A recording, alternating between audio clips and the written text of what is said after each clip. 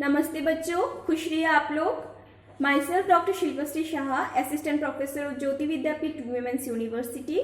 I am from faculty of physiotherapy and diagnostics.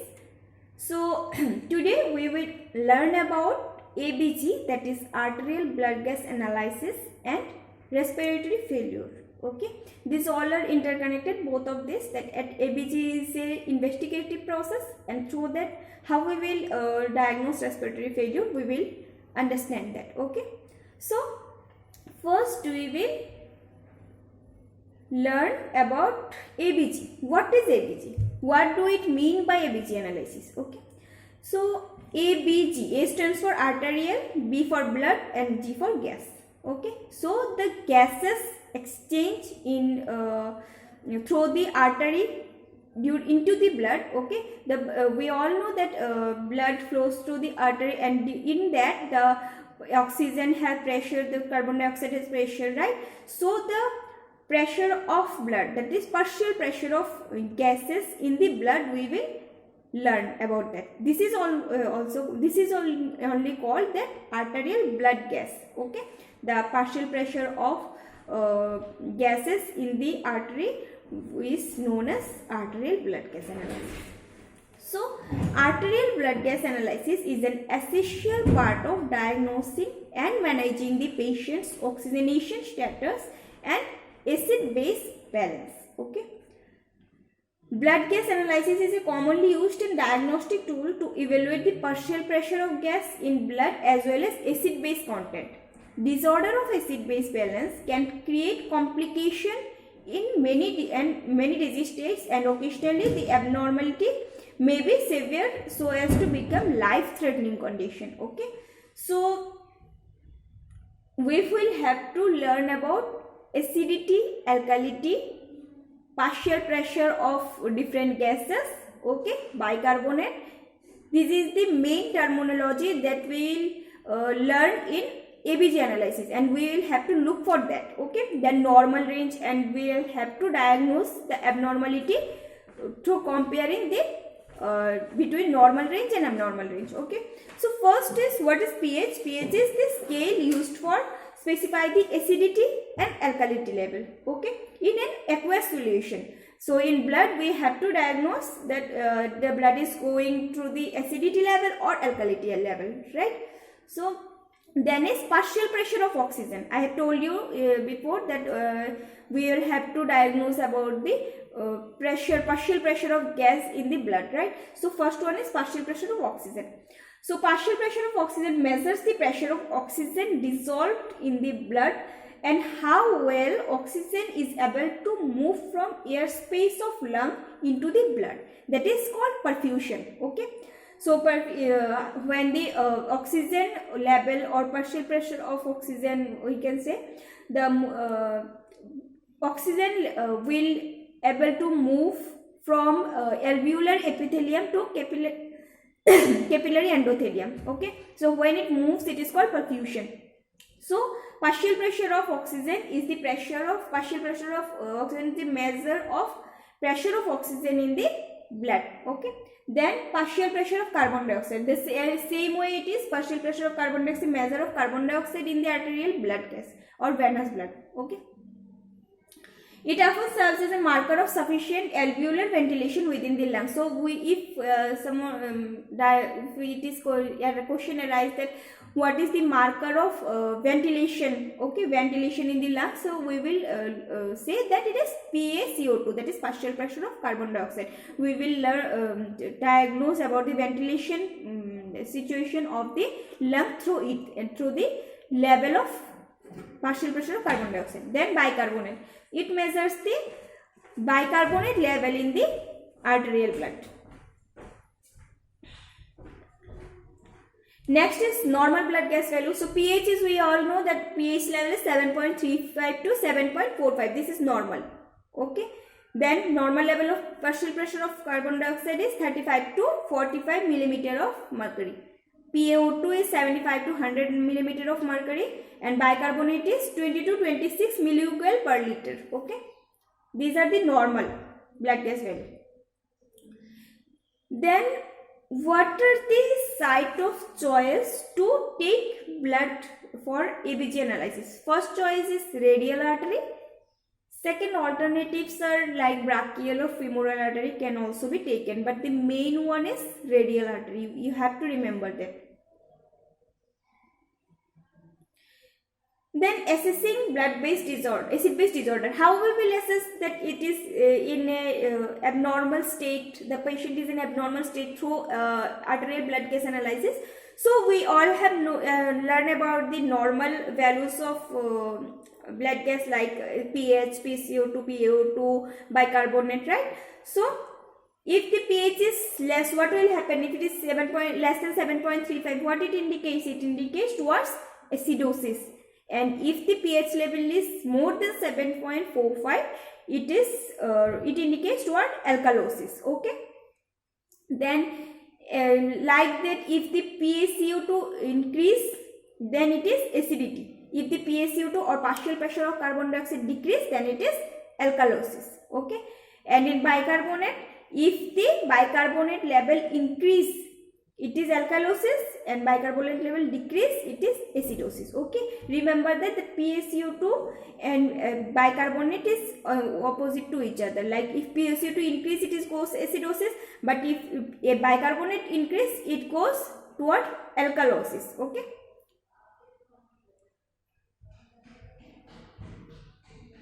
Then assessment. So establish whether the patient's pH is acidotic or alkalotic or normal. If the pH is, suppose if the pH is acidotic, that is pH is less than 7.35 and PaCO2 is increased, that is acidotic, then we can say it is a respiratory acidated. We have a mnemonic term, that is ROME, R-O-M-E. Okay, we have how we will diagnose that? There is two conditions, right? Acidosis or it may be alkalosis, right? So also there are another two terms that different separate this also. Okay, one is respiratory, one is metabolic. So in respiratory term there is also respiratory acidosis, respiratory alkalosis, and metabolic also there is metabolic alkalosis, metabolic acidosis. Okay, so if the pH is acidotic, that is pH is less and PaCO2 is increased, that is it is respiratory acidosis. If the pH is acidotic, that is pH less, bicarbonate decrease, then it is metabolic acidosis. Then if the pH is increased and PaCO2 decrease, then it is respiratory alkalosis, and if the pH is alkalotic and bicarbonate is increased, then it is metabolic alkalosis. ROME, remember that ROME stands for R, respiratory opposite hoga. That means pH level and PCO2 level will opposite to each other in respiratory case. Okay, and M for metabolic and E for equal. Okay, in this metabolic case, pH and PCO2 level will equally goes in the same direction. Like if the pH is increased, PCO2 that is pH is increased, that is alkalosis, and PCO2 decreased, then it is respiratory alkalosis. Okay, fine.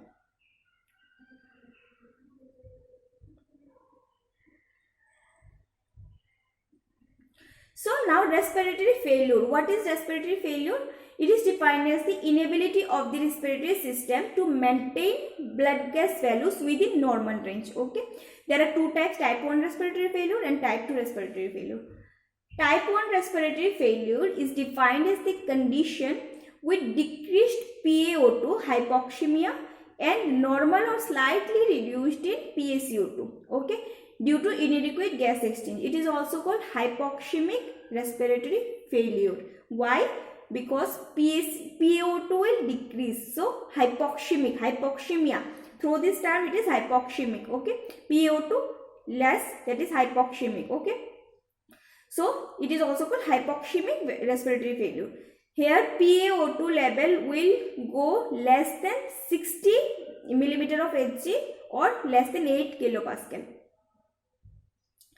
Then type 2 respiratory failure, it is also called ventilatory failure. I have already told, right? The ventilatory condition is diagnosed through partial pressure of carbon dioxide. So here the main difference between type 2 and type 1 is with PO2 level. Okay, so type 2 respiratory failure is defined as the condition with decreased PO2 that remains same. Okay, PO2, and that is in type 1 and type 2, that is in both case that oxygen, partial pressure of oxygen level will decrease, and in type 2 case the PaCO2 level will increase, but in type 1 that PaCO2 level will decrease or remain same, but in type 2 the PaCO2 level will increase. Okay, so it is called ventilatory failure.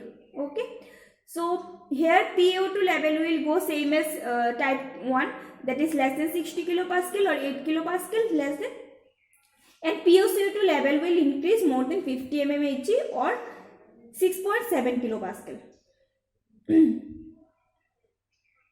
Then what are the causes that may develop respiratory failure? First is condition that make it difficult to breathe in and get air into the lung. Example include following stroke, collapsed lung, and foods getting stuck into or blocking the windpipe. Okay, trachea. Or condition that make difficulty to breathe out, like obstructive condition like chronic obstructive pulmonary disease, asthma. Okay, then lung collapse when no air is able to enter the lung. One or both lobes may collapse and cause condition called atelectasis. Atelectasis means cell death, full cell death. Okay, lung, the cell of lung will damage fully.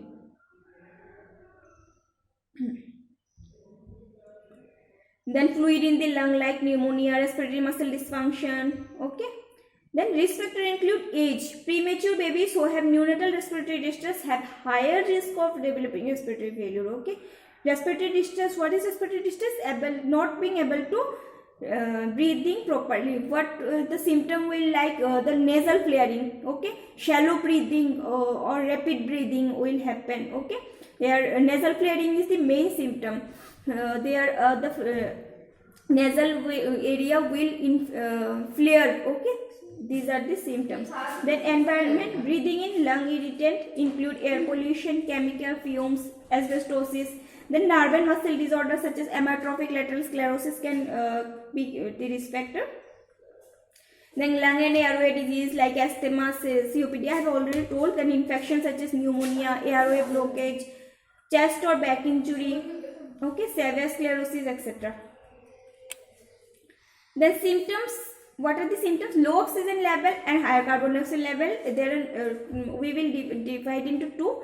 In low oxygen level, there may be difficulty or extreme tiredness with routine activities such as dressing, combing, walking, okay, taking shower. Then shortness of breath called air hunger, drowsiness, bluish discoloration of lips, finger, okay. Then high carbon dioxide level will cause blurred vision, confusion, headache, rapid breathing, etc. Symptoms of respiratory failure in newborn babies are rapid breathing, grunting, winding, etc. Okay. Then complication arise, arrhythmia, brain injury, kidney failure, lung damage. Why? Because the carbon dioxide, if the carbon dioxide level will high, or if the oxygen, if the body does not get enough oxygen, okay, then it may be occurring, because everything for every organ to work, every organ or normally function, it the oxygen level needs properly. Okay, so due to that, due to inappropriate partial pressure of oxygen or carbon dioxide or pH level, this organ can go through damage. Diagnosis may be medical history, look for risk factor or symptom of respiratory failure. Okay, then physical examination, check for cyanosis, as I have told. There will lips, finger, or something will get bluish discoloration, right? So it is called cyanosis. So check for cyanosis. Then auscultation, heartbeat or lung sound can be heard. Then blood oxygen level with pulse oximetry. Here we have to check for the saturation level of oxygen in blood. Okay, blood pressure measurement. Then arterial blood gas test, this is the main diagnostic procedure I have told. Then blood test to find out respiratory failure, chest x-ray, bronchoscopy, electrocardiogram, chest tomography or CT scan, what is there. Then pulmonary function test can be done. Management is antibiotic to treat bacterial lung infection such as pneumonia, bronchodilator to open up the airway so that our airway or lung can get enough oxygen or enough air. Okay, then corticosteroid to shrinking swollen airway, etc. Then physical nutritional support also can be given. Physical therapy include it helps to maintain and improve muscular strength and prevent sores from forming. Okay, so movement may also help to shorten the time of ventilatory support and improve recovery. Positioning of the body, as in we know that in prone position the body will get more oxygen, so we will take the patient into their appropriate position, right? The preferred position in which the lung get more oxygen, we can go for prone position. So pulmonary rehabilitation or program to educate and teach exercise and breathing techniques, and that can improve the oxygen level of the body.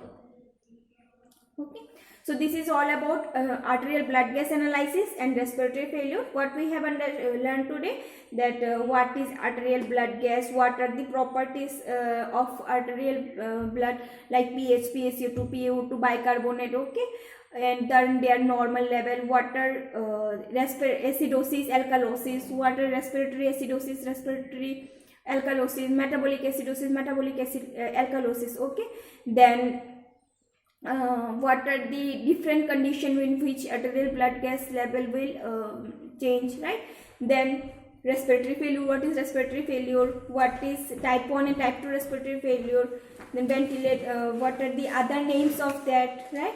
Then symptoms, how to diagnose that, how to prevent them, how to manage them medically and by physiotherapeutic treatment. Okay, so this is all about today's class. If there is any question or any query, you can ask me in the comment section. Thank you so much. खुश रहिए आप लोग.